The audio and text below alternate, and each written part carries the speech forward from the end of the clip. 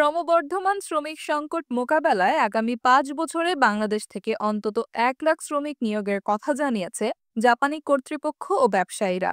বৃহস্পতিবার টোকিওতে Bangladesh seminar on human resources শীর্ষক এক সেমিনারে প্রধান উপদেষ্টা অধ্যাপক মোহাম্মদ ইউনুস বলেন, জাপানে বাংলাদেশিদের জন্য কর্মসংস্থানের সুযোগ সৃষ্টি করতে অন্তর্বর্তী সরকার প্রয়োজনীয় সবকিছু করবে। তিনি বলেন, এটা আমার জন্য সবচেয়ে রোমাঞ্চকর ও প্রেরণার দিন।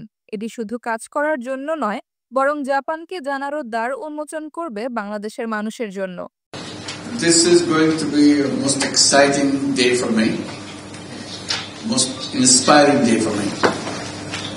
Listening to you, listening to all of you, we've been discussing a very dear subject for me.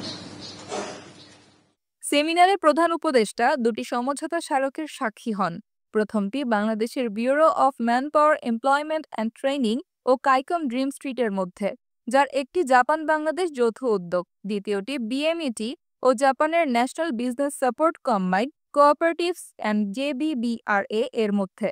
শিজুওকার কর্মপরিবেশ উন্নয়ন সমবায়ের তত্ত্বাবধায়ক সংস্থার প্রতিনিধি পরিচালক মিৎসুরু মাতসুশিতা বলেন, অনেক জাপানি কোম্পানি বাংলাদেশিদের বিষয়ে আগ্রহ প্রকাশ করছে এবং তিনি বিশ্বাস করেন এই ধারা অব্যাহত থাকবে। বাংলাদেশে মেধাবীদের বিশাল সম্ভাবনা রয়েছে, তাদের প্রতিভা লালন করা আমাদের দায়িত্ব। আগামী ৫ বছরে আমরা ১ লাখ বাংলাদেশি শ্রমিককে স্বাগত জানাতে প্রস্তুত।